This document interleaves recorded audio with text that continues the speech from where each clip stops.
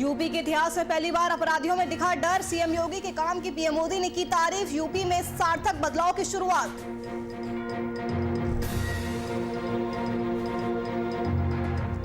Cycle यात्रा पर निकले अखिलेश यादव। यूपी विधानसभा चुनाव 2022 में 400 सीटें जीतने का लक्ष्य। बीजेपी के मैनिफेस्टो को बताया मनीफेस्टो। हरदोई पहुंची राज्यपाल आनंदीबेन पटेल। कृषि विज्ञान केंद्र का लिया जायजा। 4 समूह सखी से भी की बातचीत।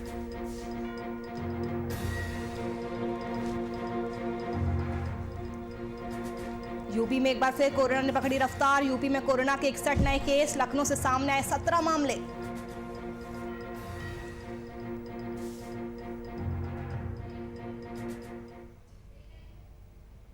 नमस्कार, वीआईपी न्यूज देख रहे हैं आप। मैं आपके साथ नुपुर सक्सेना। स्वागत है आपका बात उत्तर प्रदेश की में।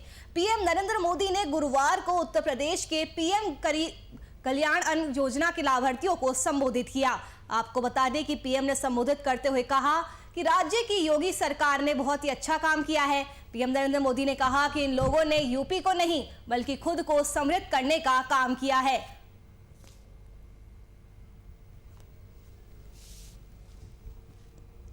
पीएम नरेंद्र मोदी ने कहा कि इन लोगों ने यूपी को नहीं बल्कि खुद को समृद्ध करने का काम किया।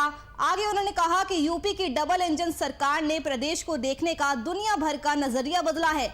ये राज्य समर्थ प्रदेश बन सकता है। ये आत्मविश्वास बीते कुछ सालों में पैदा हुआ है। यूपी के इतिहास में पहली बार अपराधियों में भय का माहौल पैदा हुआ है। गरीबों और कमजोरों को डराने, सताने वाले और अवैध कब्जे करने वालों के मन में भय पैदा हुआ है। पीएम मोदी ने कहा कि जिस व्यवस्था को भाई भतीजावाद और करप्शन की लत लग गई थी, उसमें सार्थक बदलाव की शुरुआत हुई है।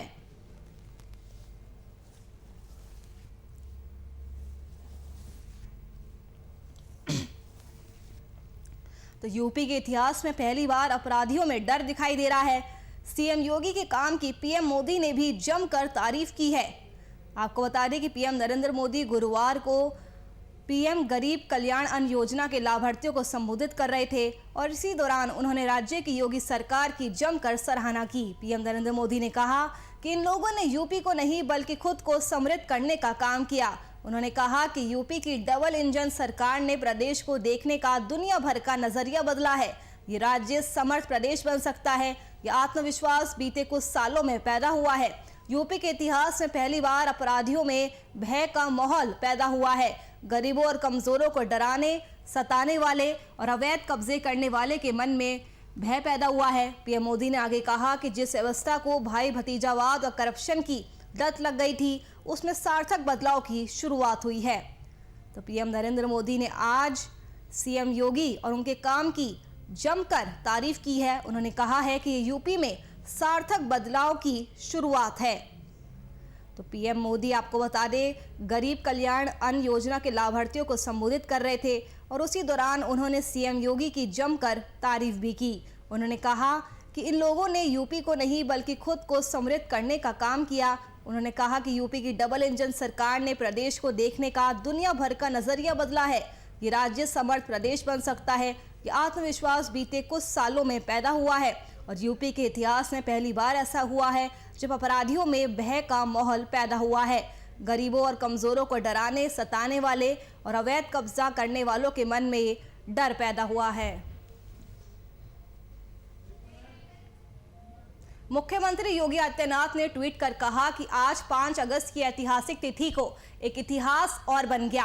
टीम इंडिया जय हिंद। सीएम योगी आदित्यनाथ ने भारतीय पुरुष हॉकी टीम को ओलंपिक में कांस्य पदक जीतने की बधाई देते हुए कहा कि 5 अगस्त के ऐतिहासिक दिन एक और इतिहास बन गया। उन्होंने ट्वीट किया कि आज टोक्यो ओलंपिक में भारतीय पुरुष हॉकी टीम ने ऐतिहासिक प्रदर्शन कर कांस्य पदक जीता है।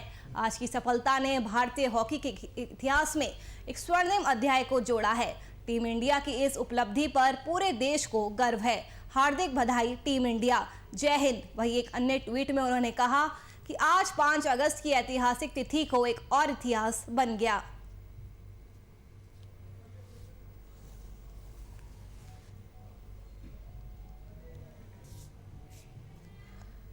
तो हॉकी में जर्मनी को हराकर भारत ने कांस्य पदक जीता है। आपको बता दें कि 5-4 से भारत ने जर्मनी को शिकस्त दी है और इसी को लेकर सीएम योगी ने भी हॉकी टीम को बधाई दी है। उन्होंने कहा कि लो आज एक और इतिहास बन गया।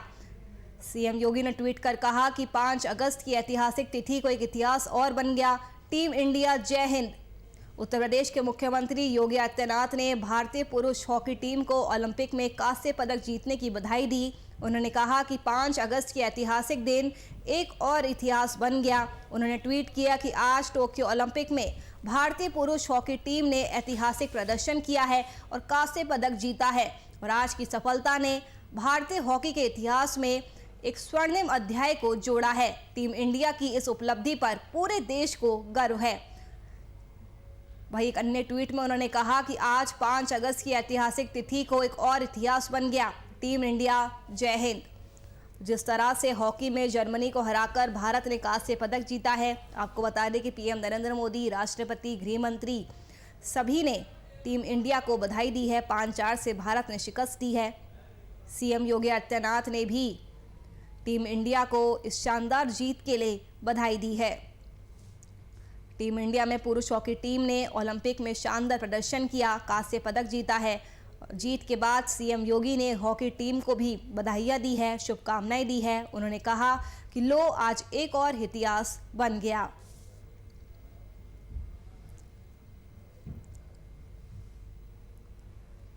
तो हॉकी में जर्मनी को हराकर भारत ने कांस्य पदक जीता है।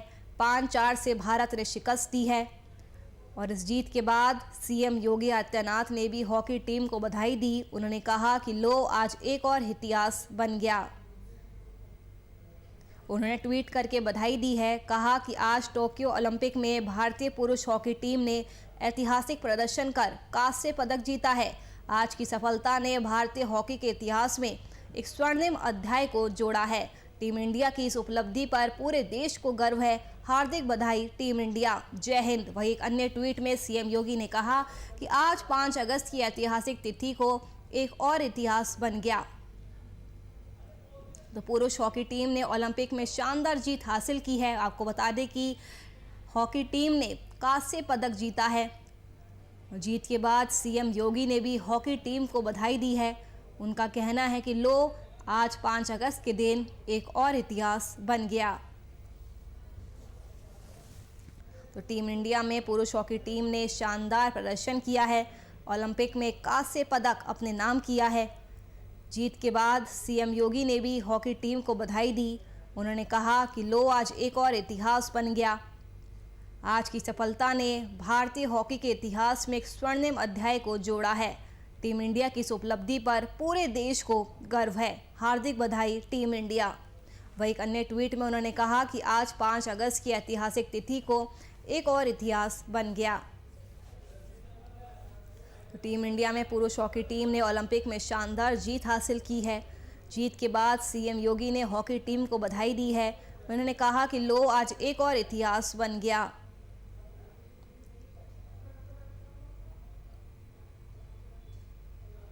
तो हॉकी में जर्मनी को हराकर भारत ने कांस्य पदक जीता है। 5-4 से भारत ने जर्मनी को शिकस्त दी है।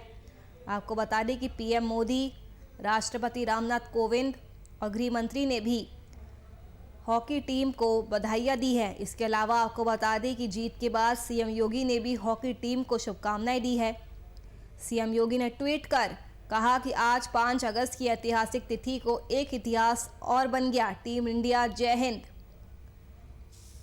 उन्होंने हॉकी टीम को कांस्य पदक जीतने पर बधाई दी और कहा कि 5 अगस्त के ऐतिहासिक दिन एक और इतिहास बन गया। टोक्यो ओलंपिक में भारतीय पुरुष हॉकी टीम ने ऐतिहासिक प्रदर्शन कर कांस्य पदक जीता है और आज की सफलता ने भारतीय हॉकी के इतिहास में एक स्वर्णिम अध्याय को जोड़ा है।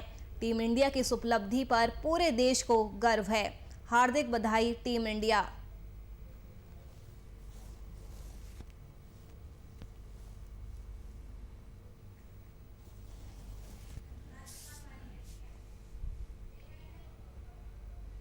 उत्तर प्रदेश की राज्यपाल आनंदीबेन पटेल गुरुवार को हरदोई पहुंची। उन्होंने हरदोई पहुंचकर कृषि विज्ञान केंद्र का जायजा लिया। यहां रुद्राक्ष का पौधा रोपा और पोषण वाटिका देखी। जिला प्रशिक्षण संस्थान में एफपीओ और समूहों की प्रदर्शनी देखी। 4 समूह सखी से बात भी की है।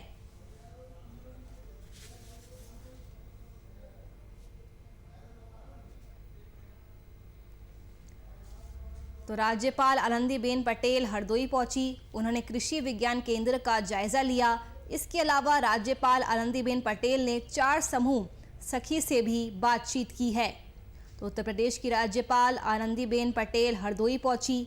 उन्होंने हरदोई पहुंचकर कृषि विज्ञान केंद्र का जायजा लिया। उन्होंने यहाँ रुद्राक्ष का पौधा रोपा और पोषण वाटिका देखी। जिला प्रशिक्षण संस्थान में एफपीओ और समूहों की प्रदर्शनी देखी। इसके अलावा राज्यपाल ने 4 समूह सखी से भी बात की है। तो हरदोई के भ्रमण पर राज्यपाल आनंदीबेन पटेल पहुंची। उन्होंने कहा कि महिलाओं के जागृत होने से समाज में परिवर्तन आ रहा है। तो राज्यपाल आनंदीबेन पटेल गुरुवार को सर्वोदय आश्रम में उड़ान कार्यक्रम देखने पहुंची। यहाँ उन्होंने नारी सशक्तिकरण का पाठ पढ़ाया। उन्होंने कहा कि नारी जागृत होती है तो परिवर्तन आता है। उन्होंने बालिका शिक्षा पर जोर देते हुए कहा कि जिनके पास सामर्थ्य है वो शिक्षा के क्षेत्र में काम करे। कार्यक्रम में आनंदीबेन पटेल ने कहा कि हम काम करते हैं तो किसी पर एहसान नहीं करते। ये हमारा फर्ज है कि किसी गरीब की हम मदद करें। उन्होंने संस्था की तारीफ करते हुए कहा कि शिक्षा से दूर बेटियों को पढ़ाने का अच्छा काम किया जा रहा है। बोली, महिलाएं जागृत हो रही है और उससे परिवर्तन भी आ रहा है। मैंने देखा कि गुजरात, मध्य प्रदेश, यूपी, झारखंड की महिलाओं में काफ़ी कौशल है। वो चाहती है कि हमें कुछ करना है। पहले की परिस्थितियों पर कहा कि हमारे समाज में ऐसी स्थिति पहले नहीं थी। महिलाओं को घर से बाहर नहीं निकलने दिया जाता था। शराब पीकर पिटाई होती थी, पढ़ने से रोका जाता था, लेकिन अब वे हालात नहीं हैं। महिलाएं आगे बढ़ रही है, समूह से जुड़कर काम करती है। एक महिला आगे बढ़ती है तो उसे देखकर दूसरी महिला भी आगे बढ़ती है और अपने बच्चों को पढ़ाती है। वे किसानों की ऑर्गेनिक खेती की सराहना करते हुए उन्होंने कहा कि किसान ऑर्गेनिक खेती कर रहे हैं, लेकिन हमें उनकी उपज की खरीदारी भी करनी चाहिए। कहा कि खादी और हैंडलूम को बढ़ावा देना चाहिए। करीब 22 मिनट के संबोधन में राज्यपाल आनंदीबेन पटेल ने महिलाओं और बालिकाओं की शिक्षा और रोजगार पर जोर दिया।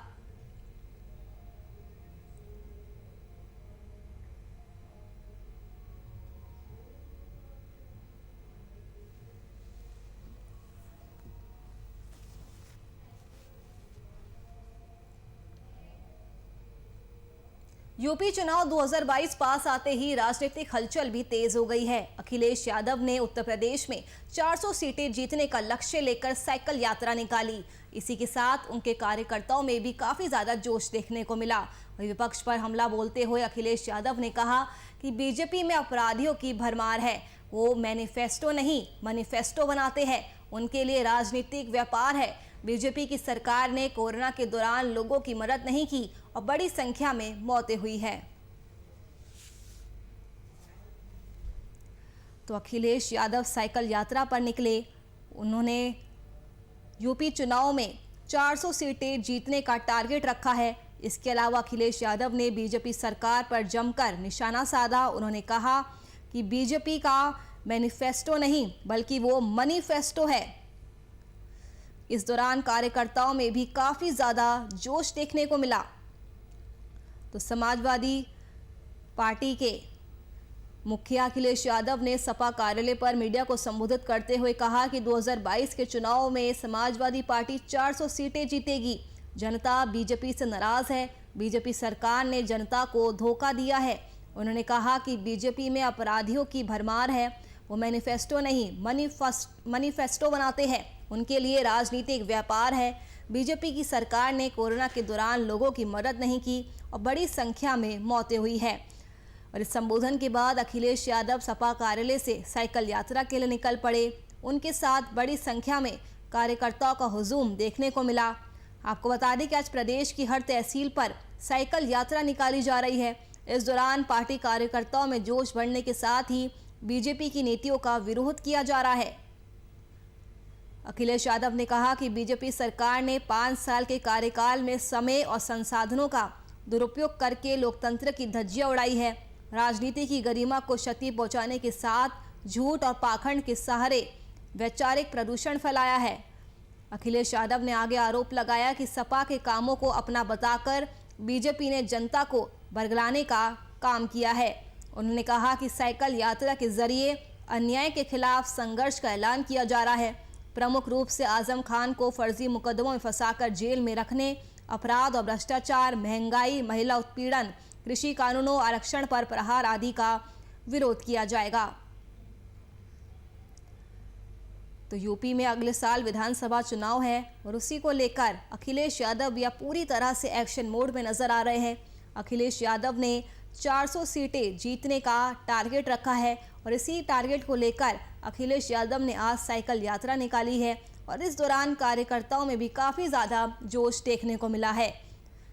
अखिलेश यादव ने बीजेपी पर भी इस दौरान हमला बोला। उन्होंने कहा कि बीजेपी में अपराधियों की भरमार है, वो मैनिफेस्टो नहीं मनीफेस्टो बनाते हैं, उनके लिए राजनीति सिर्फ एक व्यापार है। बीजेपी की सरकार ने कोरोना के दौरान लोगों की मदद नहीं की और बड़ी संख्या में मौतें हुई है।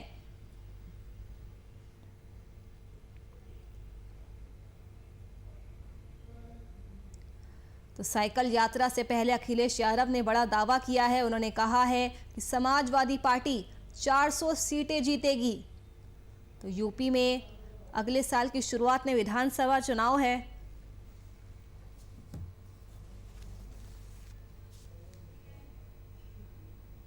पेगासस जासूसी कांड पर गुरुवार को सुप्रीम कोर्ट में सुनवाई हुई। अब इस मामले की अगली सुनवाई मंगलवार को होगी। वहीं सुप्रीम कोर्ट ने इस मामले को गंभीर बताते हुए याचिकाकर्ताओं को याचिकाओं की प्रति केंद्र सरकार को सौंपने को कहा है। सुप्रीम कोर्ट ने आगे कहा कि पेगासस जासूसी के बारे में मीडिया रिपोर्ट्स अगर सच है तो गंभीर प्रकृति की है। शीर्ष अदालत ने याचिकाकर्ताओं से केंद्र सरकार को याचिकाओं की प्रतियां देने के लिए कहा है। शीर्ष अदालत ने याचिकाकर्ताओं से सवाल किया कि जासूसी से प्रभावित व्यक्तियों द्वारा इस अदालत का दरवाजा खटखटाने से पहले पुलिस के पास आपराधिक शिकायत दर्ज करने का कोई प्रयास नहीं किया गया।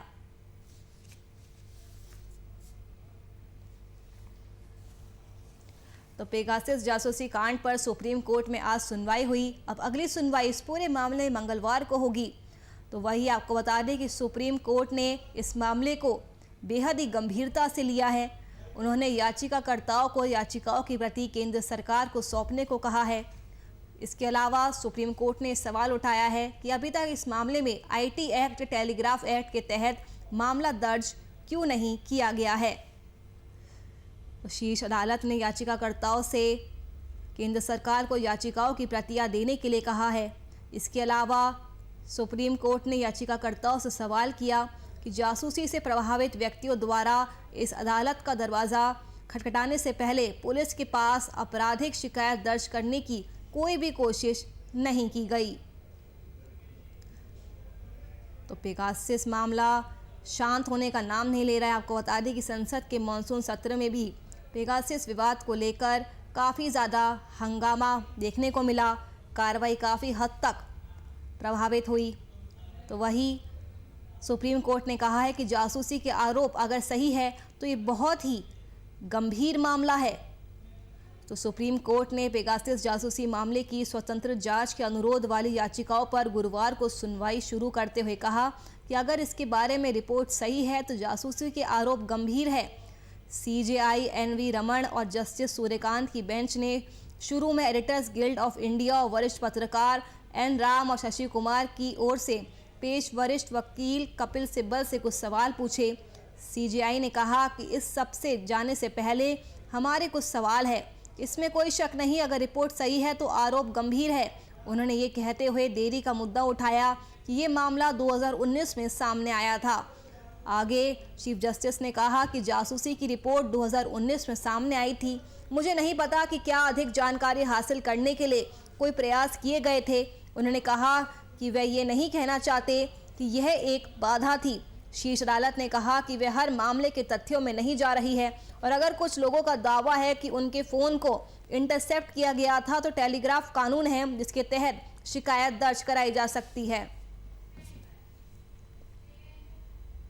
शासन ने प्रशिक्षण प्राप्त कर रहे साल 2018 और 2019 बैच के यूपी कैडर के 14 आईपीएस अफसरों को नए जिलों में भेजा है। गाजियाबाद में तैनात प्रशिक्षु सहायक पुलिस अधीक्षक संदीप कुमार मीना को मथुरा, मेरठ में तैनात कृष्ण कुमार को झांसी में तैनात अभिजीत आर शंकर को आजमगढ़, अलीगढ़ में तैनात अभिषेक भारती को प्रयागराज में तैनात मनीष कुमार को अलीगढ़ और मथुरा में तैनात अनिरुद्ध कुमार को मुजफ्फरनगर भेजा गया है। सभी वर्ष 2018 बैच के आईपीएस है।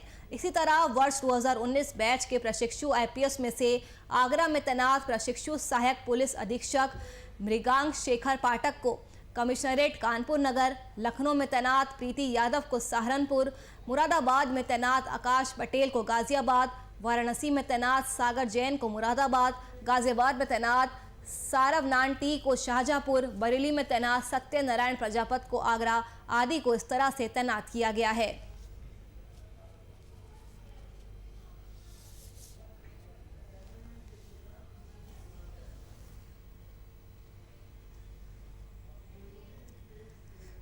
तो शासन ने प्रशिक्षण प्राप्त कर रहे साल 2018 और 2019 बैच के यूपी कैडर के 14 आईपीएस अफसरों को नए जिलों में भेजा है।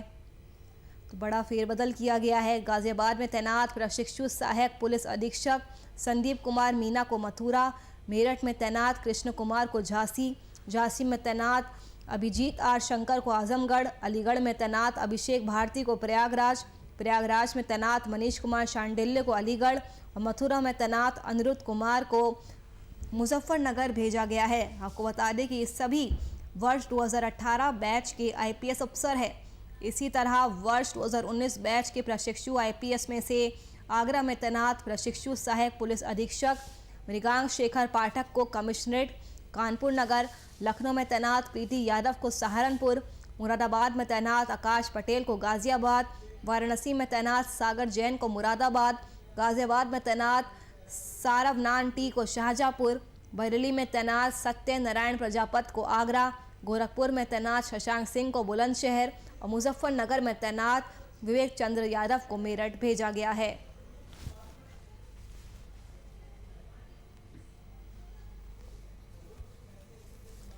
यूपी कैडर के 14 आईपीएस जिलों को उन्हें भेजा गया है। शासन ने प्रशिक्षण प्राप्त कर रहे साल 2018 और 19 बैच के यूपी कैडर के 14 आईपीएस अफसरों को नए जिलों में भेजा है। बड़ा फेरबदल किया गया है। गाजियाबाद में तैनात प्रशिक्षु सहायक पुलिस अधीक्षक संदीप कुमार मीना को मथुरा भेजा गया है।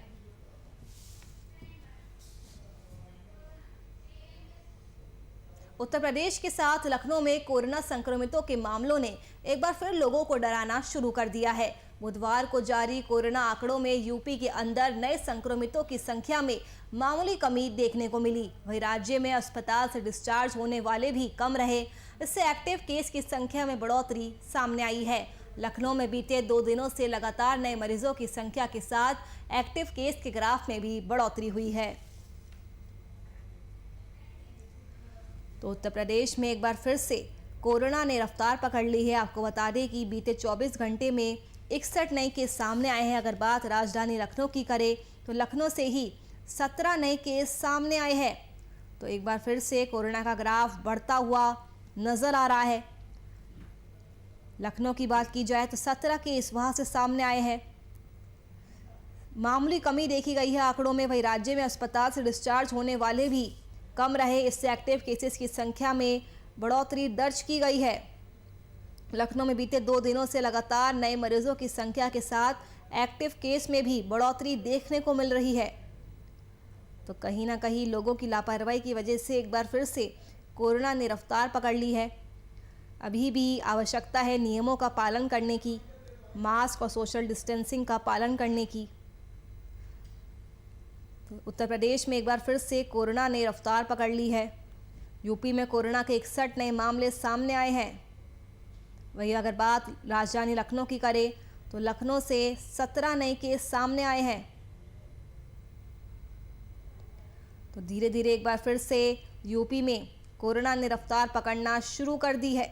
यूपी में कोरोना के 61 नए मामले सामने आए हैं। अगर बात राजधानी लखनऊ की करें तो लखनऊ से 17 नए मामले सामने आए हैं।